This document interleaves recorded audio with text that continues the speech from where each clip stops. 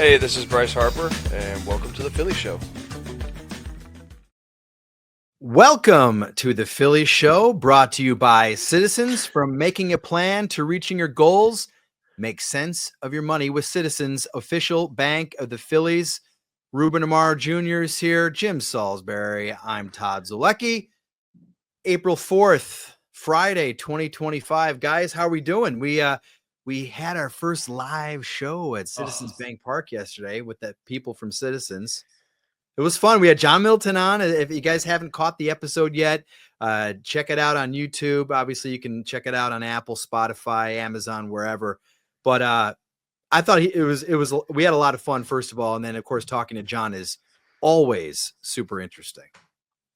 No question. He's he's very upfront. He's a good storyteller. He's got that story, about sitting with Roy Halladay's dad years ago, and was really good. And his will to win just it shines. It comes out all the time. And I asked him because people ask me all the time. You got a huge payroll, but are you going to have the flexibility to do what you need to do at the trade deadline? And he says, absolutely. Whatever Dave Dombrowski needs to do. So if you're a Phillies fan, that is good to hear. The guy is very committed. He's super passionate about wanting to win. There's no question about it. That's not a show. He's very passionate about it. He was always passionate when he was one of my bosses, of course. And, you can tell that he demands excellence. Yeah. He demands it, and he demands that people be accountable. I mean, the most accountable person I've ever been around on a baseball field was Roy Halladay, and probably Chase Utley was the other one. And I think that, his story about Roy Halladay and being accountable for being the best he could possibly be, we've sort of talked about that in the vein of a guy like Zach Wheeler. I see that as, sort of a theme with some of the leaders on this ball club, in a guy like Kyle Schwarber, for instance, who made a concerted effort to change the way he went about his offensive thought process and really moved the numbers last year. So these are the types of players he likes to have, and he's going to have some tough decisions. I think Todd asked the question about these really good free agents coming up. And, there's some people there that he really likes personally, and I think are important to the organization. JT and Kyle Schwarber in particular, I think that they sort of live up to what his expectation of a baseball player should be. And he's going to have some really tough decisions, man, during the course of this year, and perhaps when they become real free agents. It's one of the big reasons this is such a huge year on this team's winning curve, because so many important guys are going to reach free agency. And I don't know if anybody with the team would admit this, but I feel like they need, in case they don't win this year and they feel like they need to change the mix, they need to have the ability to do that, keep their options open. So they may wait out on these free agents and not make decisions until the offseason. But I mean, we're ahead of ourselves. This is a good team. Mm-hmm. They're 5-1. Their starting pitching has been tremendous, and big weekend on the horizon. But, coming off a nice sweep of the Colorado Rockies, right, Todd? Yeah, I mean, Taijuan Walker pitched very well today. Yesterday in the series finale on Thursday, 6 scoreless innings, 4 strikeouts, 3 hits, 1 walk.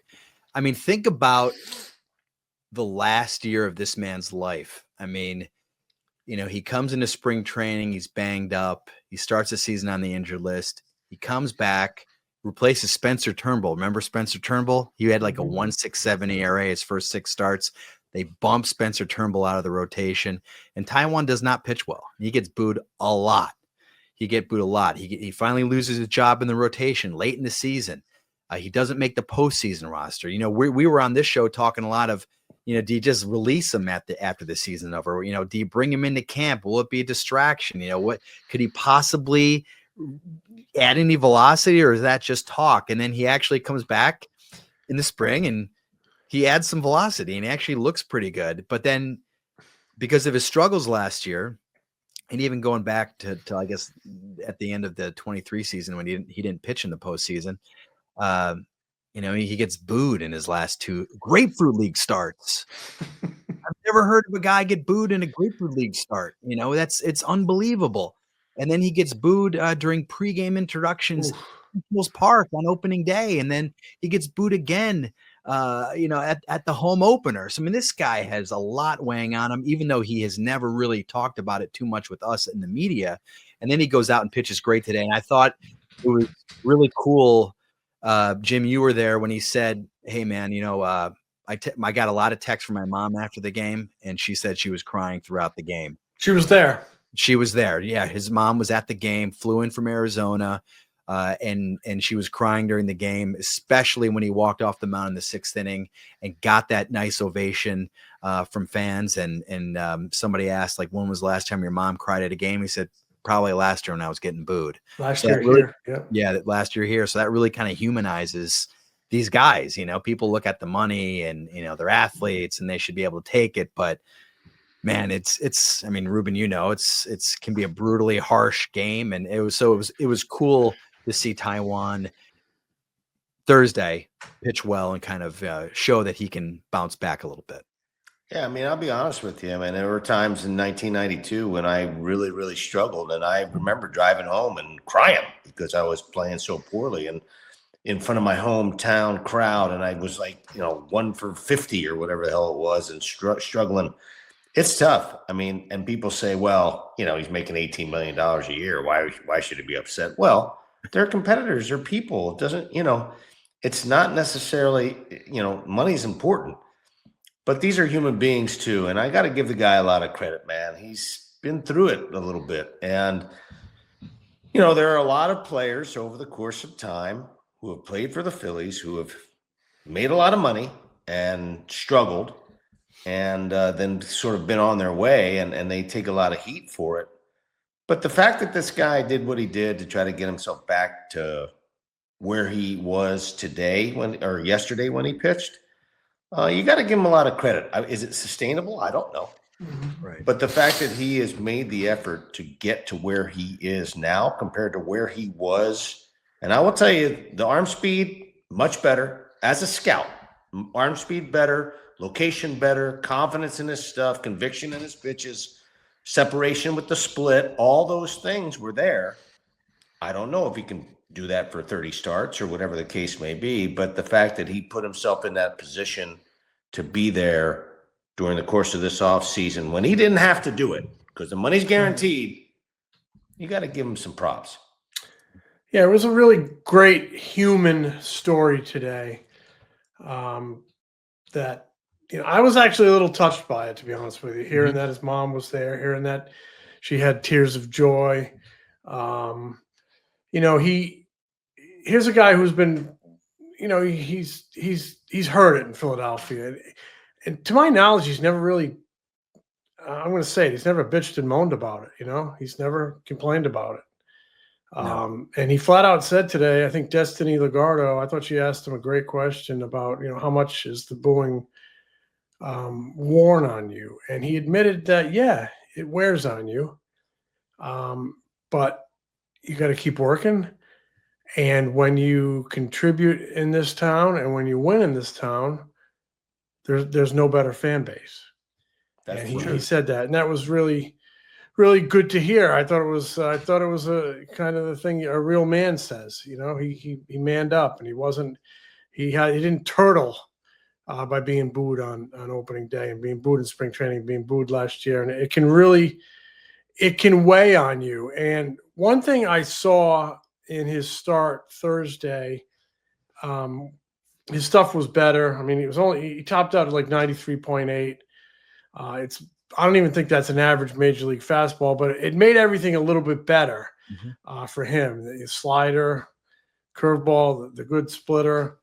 But he kept his team in the game. And last year, there were times I could swear I almost saw a defeatist posture in the guys on the field when he was on the mound. it was almost like they had this feeling of only a matter of time before he gives it up, and we're going to lose this game. And they didn't have that today, or I should say Thursday, because they rallied late. They rallied late. Big hit by Bryce Harper, a humongo bomb by Kyle Schwarber to help,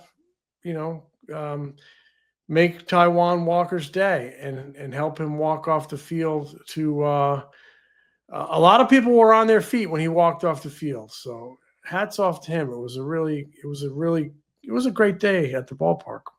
Yeah, it was really cool. You guys talk about the human element of it. And yeah, you're right, Jim. Today was a great human story, baseball story. So yeah, we don't know. Yeah, we'll find out. He's going to pitch next week. His next start will be next week in Atlanta. We'll see where this goes. Ranger Suarez could be back before the end of the month. We'll see what happens with Taijuan. But in the meantime, he has opportunities. So, he certainly put himself in a much better position to succeed this year than at any point last season. So the Dodgers coming to town. That's my hacky Vin Scully. The Dodgers. My God. Oh yeah. The Dodgers coming to town Friday, Saturday, Sunday. The Dodgers are undefeated. They just Ohtani walks off the Braves last night or Wednesday night at Dodger Stadium, and they're undefeated. The Phillies are 5-1. I'm going to read these pitching matchups real quick. Friday night, Yamamoto versus Luzardo. Saturday, Sasaki versus Nola. Sunday, Glasnow versus Sanchez. Some really good pitching matchups. Really good matchups. Yes. And the Phillies have not done anything against starting pitching in 6 games. I know they're 5-1, but they're doing all their rallying late in games against bullpens, and I don't think that's going to stay that way all year. They're going to put a hurting on some folks early in games at some point. But Yamamoto, Sasaki, and Glasnow is a tough assignment 3 days in a row. Yeah, really good pitching, and we all know that really good pitching can beat up on good hitting. And I will say, as far as that bullpen is concerned, they're firing out some big arms. Yeah, with Trinan and Scott. You're talking about guys with some big arms. It's Scott, right? The left-hander. They've got some really good arms in the back end of that bullpen, and clearly not the same type of bullpen that they saw against the Nats and the Rockies. That said, I think that the Phillies have matched up well against the Dodgers. They played them extremely well, beat them in both series last year. They held Ohtani down pretty darn well. Not sure how they'll do it. That pretty good game plan and executed it well against him. Mookie Betts is now healthy, and so Freddie Freeman's kind of on again, off again, but that's a pretty deep lineup. It's a really good team. It's arguably the best team in baseball, and they're going to have to play good, clean baseball to beat them. So does this, I don't know if this is going to sound stupid, but does this series mean anything? Like, could you possibly, we kind of talked about this at the end after we got done talking to John Middleton on Thursday at the ballpark. Can you take anything out of this series, or is it just pure entertainment, mid-April, early entertainment in the baseball season? Because for instance, the Phillies sweep the Dodgers, or they win 2 out of 3 out of the Dodgers. Obviously, Phillies fans would be excited.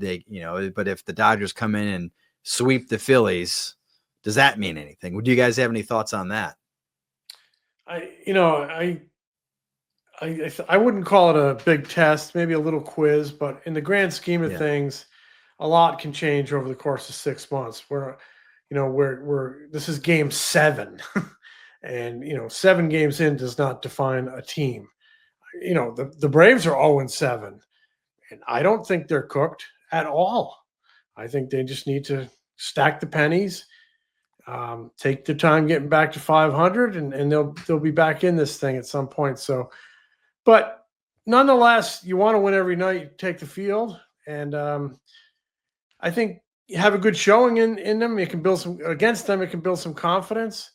You want to know you can play with them, but as the cliche goes, I wouldn't get too high or too low coming off the results. That said, it would be awfully nice to win. It really would kind of electrify this town.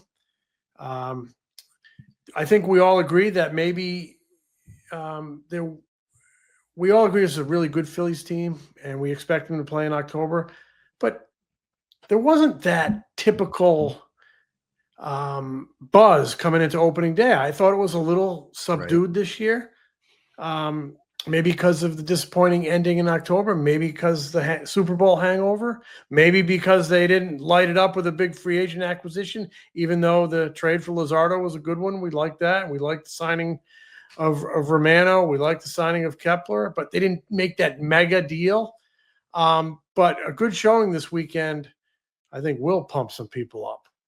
I think that's probably true, Jim. I think it's a little bit of a measuring stick. I mean, they want to. I think the Phillies have a lot of pride. I think that those guys are playing out there. Those 26 players have a ton of pride, and I think they want to be viewed as one of the best teams in baseball. And I think they want to show the world that they are. So, what better time than to face that team? And I think as far as being somewhat of an underdog, I think it's a good thing for this team. Mm-hmm.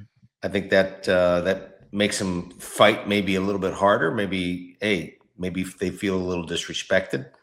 I think there's a really good measuring stick as I go back and think about this matchup. It'll be a good measuring stick for their offense because I know that it's been a little bit of a slow start against the starters, but there has been this theme that they don't handle the really good starting pitching all that well. Well, they're going to get really good starting pitching, and it will be interesting to see how they handle that, even though it's early in the season and guys aren't on all cylinders yet.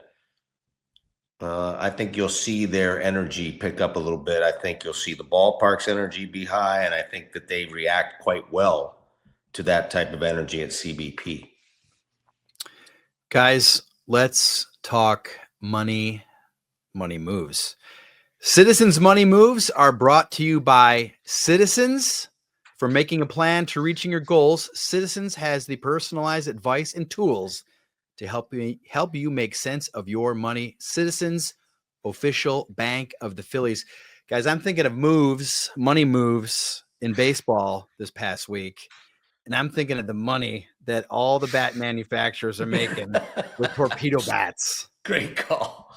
Torpedo bats, baby. Damn the torpedoes. They're coming. It's really kind of cool how that the torpedo bat has taken over Major League Baseball and has really become like a huge story. And you saw Alec Bohm has used them in the game a couple times, so we'll see where it goes. But kids are calling about them. That's amazing. Well, I say that because we're going to play you in a little interview we did in a few minutes with the Victus Sports founder and CEO, Jared Smith, down in King of Prussia.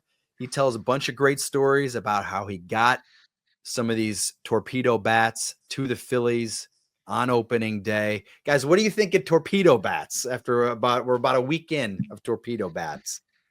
I think it's a perfect Citizens Money move because nobody heard about these things 10 days ago. And then balls, the Yankees are hitting balls over the wall, 15 home runs in a weekend. And Michael Kay, their TV announcer, mentions that Anthony Volpe's using this bat.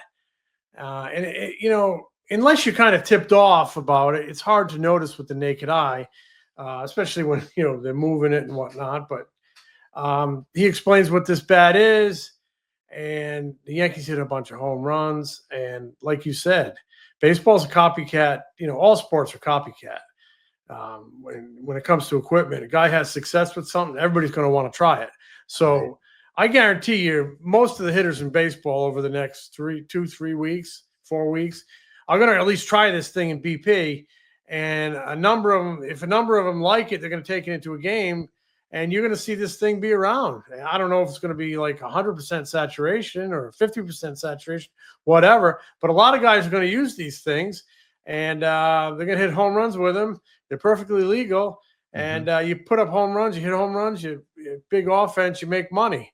And he's going to make a lot of money. The bat companies are going to make a lot of money. So it's almost like the perfect Citizens Money move.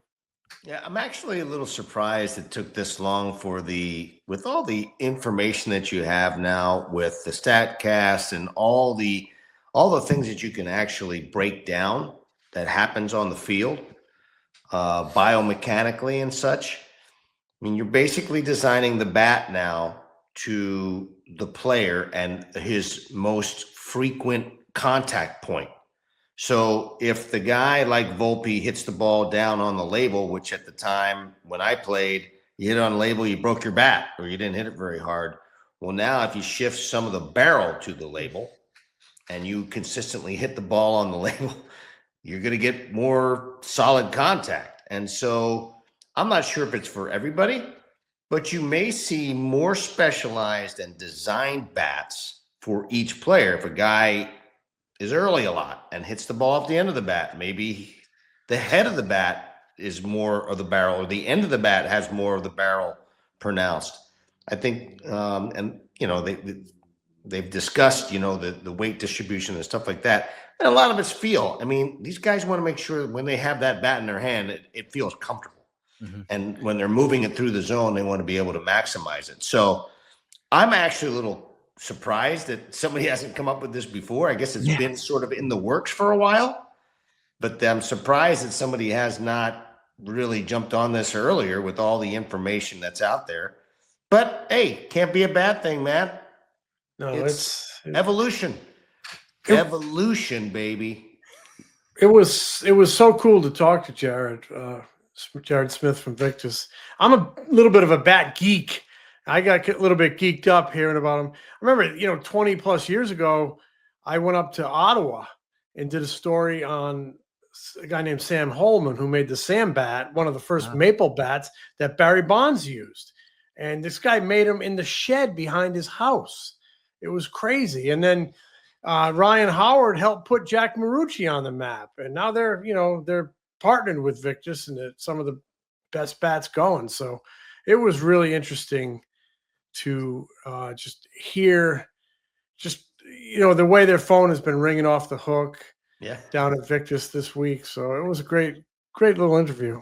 Yeah, it must be cool, like to be Jared and the guys at Victus, and all of a sudden, you get all these big leaguers texting you going like, tell me about the torpedo bat. And I think, Ruben, you asked John Middleton on Thursday, you said, is this something you see on Saturday? And are you immediately like asking about, give me information on these torpedo bats? Let's go. Yeah. So here we go.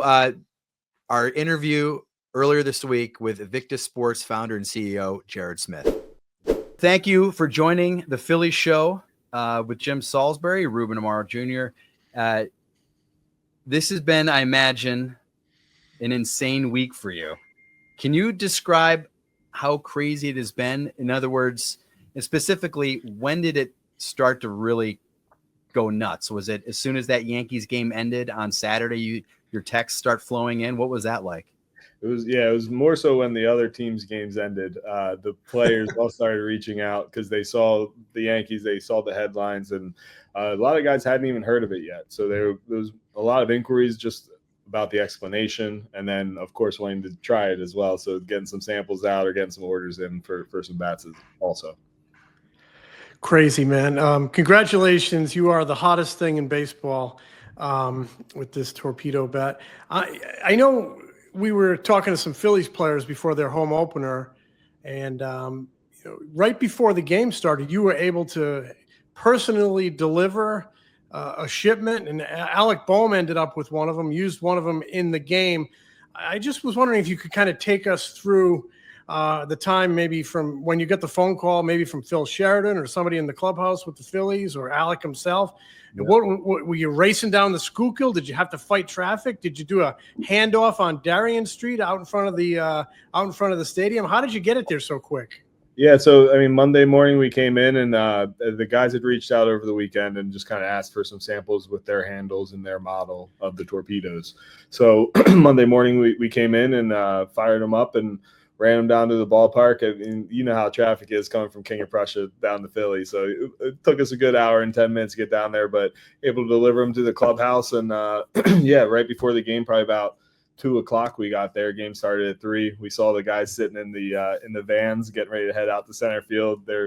So it was a cool experience getting to see Alec really just pull it straight out of the box and game it, and then get a knock with it in the second AB. Now we're going back. We're kind of finishing making some additional torpedo designs for them as far as just actually taking our time and finishing the bats and doing it the way they're used to. Now, are you sending when somebody from the Phillies calls you, let's say Alec or Bryson Stott, whomever, are you actually turning their bat on Monday morning, their model bat, and racing it down there? Or are you going to something stock that resembles their bat? So in this instance, just given the scenario, the home opener, the fact we were going to the game, all of those things kind of combined for us rushing that bat out Monday morning, or those bats out, just 2 for each guy for them to try. So in most instances, we're about 10 to 14 days turnaround time. But in certain times, come playoff time, that's usually 1 or 2 day turnaround times. And with stuff like this, when guys really want to see it, we're just going to rush out some nude ones and let them check it out. So you actually turned that bat Monday morning that Alec Boehm used? Yeah, absolutely. Wow. Yeah. Did you have time to finish it? Did you have time to finish it? No, so that one was nude. So those we didn't do any coatings on. They just come out. You bone the bats and you send them down there. They hit with them like they used to back in the old days. Wow, that is awesome. Ruben has joined us. Ruben, you're going to love this. Jared Smith is with us talking about the bat that might have saved your career, Ruben. I never hit the ball on a trademark, man. I was always on the barrel. That's the funny thing I'm hearing. All these people saying like, it's for people who hit the ball on the trademark. If you hit the ball on the trademark, you get released out of A ball. Yeah. I wouldn't say it's as much the trademark. So I do have one here. I can kind of show you guys. I mean, you can see where the weight's redistributed. We pulled the mass off of the end here and then just kind of transferred into this area. So really the performance zone in wood, like metal bats is what I would say. Typically the best performance in a metal bat's going to be somewhere in this range. And a wood bat was always closer to the end. Right out here is where that sweet spot was, if you were.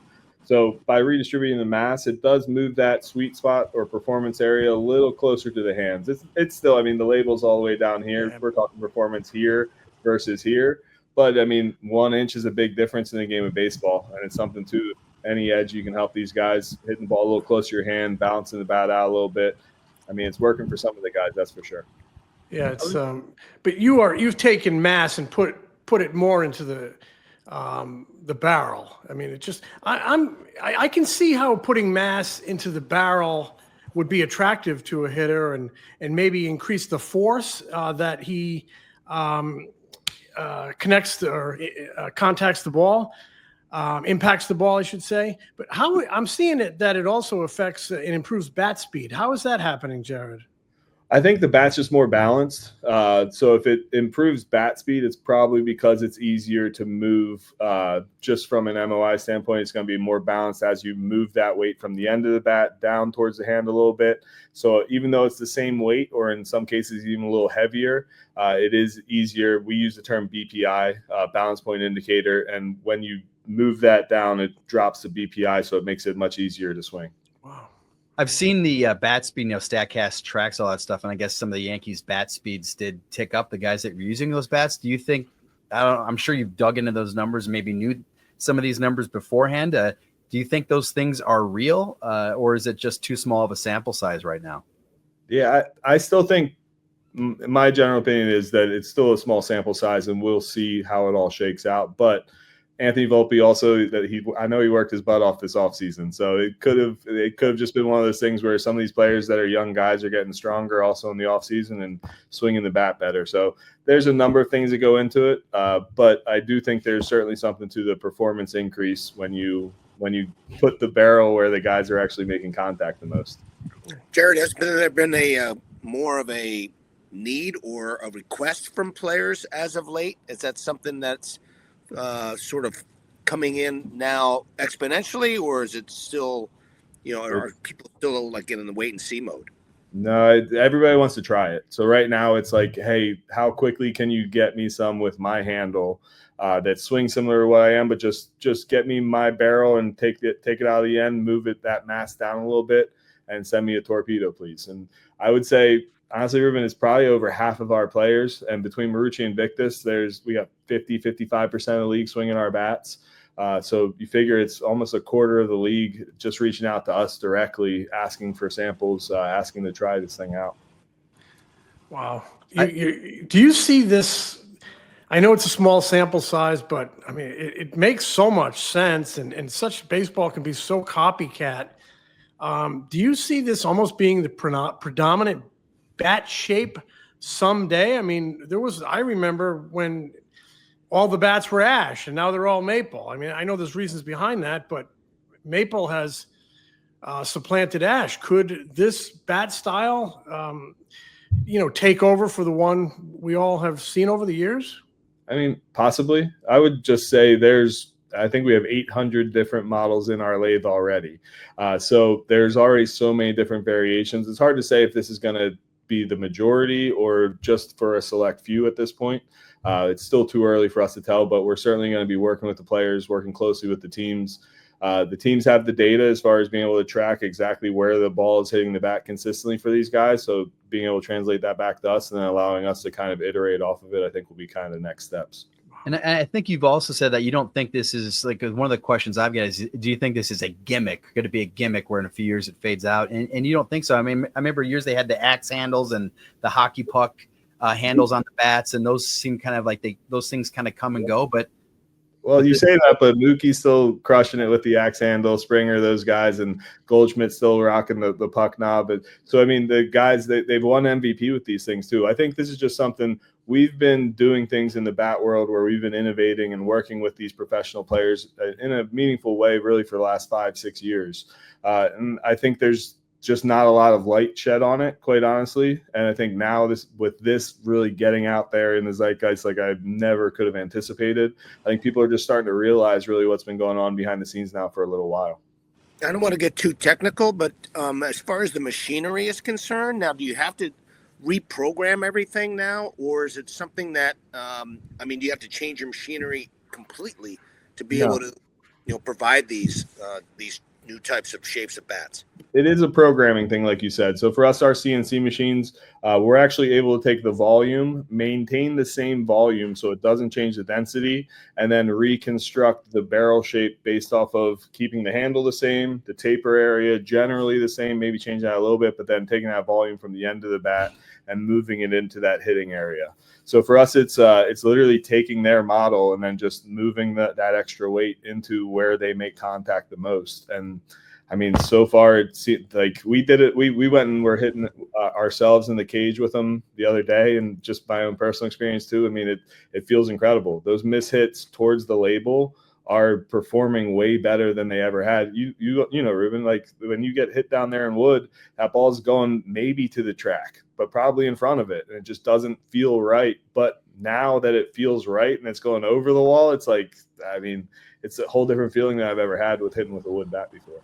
Pretty fascinating stuff, man. Very cool. Yeah. It's really fascinating. Do you see, could this technology be used on an aluminum bat or a composite, the stuff that amateurs are using? Absolutely. Yeah. That's something that, so we've been working with the Yankees since spring training of last year on this torpedo design, if you will, bowling pin, all the different names we've had for it. So we actually have already tested some metal bats. We had tested them a few months ago. It was something we weren't rushing along because we were in the testing phase, but now that this has really hit the market the way that it has, I think it will be something that you see comes to market in a metal bat, I would assume sometime in the next few months. Wow. I'm wondering, because it's such a hot item and it's such a big story, what's the youngest age kid you've heard from wondering if he can get one? We've had a lot of youth requests already. So you're talking 8-9-year-olds. We actually just had 3 gentlemen in here, buddies. They were all 70 plus, and they came in literally like, I gotta try this thing out. They went into the batting, signed the waiver, went into the batting cage, and took some hacks with it. And I mean, just their feedback. I love hearing it. I love seeing guys that have played the game for such a long time, and just their fascination with the performance change being closer to the hands in that way. There's certain guys, I mean, they're like, man, if I had this, it gets the imagination going. Wow. Can't wait for you guys to be breaking that out for our slug ball stuff. Yes, absolutely. We're in. Right on, brother. That's going to be awesome. Jared, I mean, I think they went on sale on your website, right? Like they're available for people to buy. Have they sold out? I mean, like how is that going for you? Yeah, so we launched them on Monday, and it was the most popular bat we've had in the first 48, 72 hours. You can keep adding up the numbers. It's been the most popular drop we've had since we've been making bats in 14 years. So it is the interest is truly there. And then for us, we offered 3 versions. The versions do have different barrels, so different sweet spot areas, different handles on them. So there will be different variations of these. And I think it's something too, the education for the general public's just getting started. I think we're going to start seeing there's a lot of smart people out there. And now that people are thinking about it, you're going to start seeing a lot of different versions of this. And certainly we're working on that on our end. So just for people that don't know, Phillies players that use Victus bats are Bryce Harper, Bryson Stott, Alec Boehm. Who am I missing? Anybody else? Marsh and Kepler. Marsh and Kepler also. Clemens and Stubby. So yeah, we got a lot of the guys. Okay, that's awesome. And then so I'm going to go back to the very beginning when you said you were driving down. Did you actually drive your car into the player lot to drop these off? Was there an exchange on Darien Street with Phil Sheridan, the Phillies equipment manager? How did that exactly go down? We're fortunate enough now that we have a great relationship, and we, being the official bats of Major League Baseball now, we have access to drop them off to Phil at the clubhouse. So yeah, we went down, walked through the tunnel, and just dropped them off right with Phil. Then he got them in the player's locker, and I guess when they came in from center field, Boehm came in, grabbed it out of his locker, and just went right to the dish with it. Great. That is awesome. Has any of this, I mean, this might sound weird, but has any of this caught you by surprise on how big it has gotten in just the past week, and how like everybody is talking about torpedo bats? Yeah, I mean, I've never. Again, we've done things like the pencil bat that went viral. Like we've had our moments over the years. Harper, when we won the home run derby back in DC, like that stuff for us were big moments, but nothing like this to where it's out there. I mean, when my wife's coworkers and everybody else, like I got buddies that I played ball with in high school text me for the first time in 20 years, like things like that you realize how much this is penetrated. And honestly, I think it's great for the game more than anything. Like people are talking about baseball. It gets people that haven't thought about a baseball bat or hitting, like, hey, I want to try this thing. Like I'm interested in going out there. I think you're going to see a little uptick in men's league even. Like that's the sort of stuff that excites me, is that it gets people talking about baseball at the start of the season and getting them locked in on their local teams, I'm sure. I know you mentioned how hard Anthony Volpe works, and he's a tremendous ball player, and all credit to him. But when he has a day like he had with your baby in his hand, are you pinching yourself a little bit? Of course, man. Yeah, absolutely. I mean, just go talk about Volpe. He's been coming to Victus since he's 13 years old. Him and his dad make a trip down every year, at least once. And to see him go from the little kid from New Jersey to being the shortstop for the Yankees is incredible. And honestly, just working with Harper from the DC days up until now, and then he hits the home runs in the playoffs, like being in the stands for that McCullers home run, the first pitch, like things like that. It's just, yeah, I pinch myself all the time just thinking how fortunate we are and just how blessed I am to be a part of the game, quite honestly. You could be part of baseball history. I mean, once upon a time, going way back, I'm a big hockey fan. Stan Mikita and Bobby Hall invented the curved stick. Yep. And now you don't even hear of a straight stick. I mean, you could be the Stan Mikita and Bobby Hall of baseball. It's possible. I don't want to think of that too far in advance, but yeah, I mean, for me, I'm just happy to be a part of it. Like, seeing our bats on field the way we do, going up to the Hall of Fame, seeing our bats in there, and feeling like you're really making a difference and innovating within the sport, whether it's our cool custom stuff or the actual designs of the bats. It's a blessing, man. And that's why we have a great staff here. We got about 60 people at Victus, and we're all baseball fans. Like at the end of the day, we enjoy the sport, and I think it's what makes us passionate about our jobs too.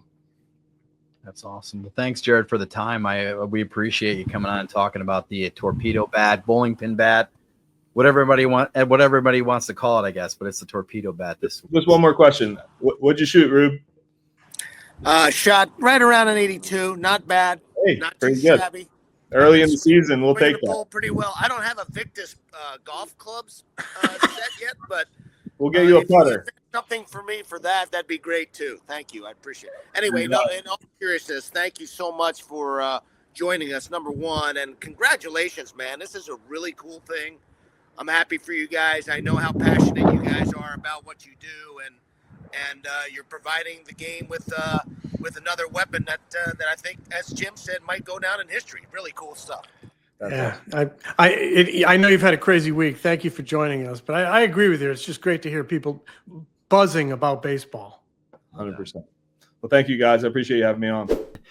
Thanks to Jared for the time. That was a lot of fun. Guys and gals, if you like the Phillies show, you can support us by getting your own Phillies show t-shirt at thephilliesshow.com. Ruben is sporting a maroon right now. We got a lot of powdered blues.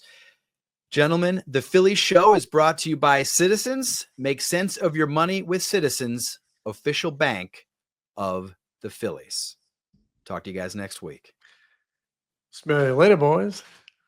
Smell you, Jim.